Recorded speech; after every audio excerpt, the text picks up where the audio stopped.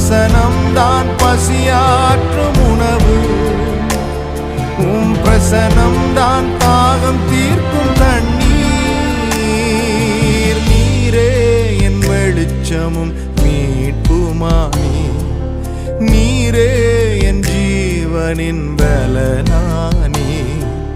நீரே என் வெளிச்சமும் மீட்புமானி, நீரே என் ஜீவனின் பலனானி. நானும் அபிஷேக ஒலிவமரம்,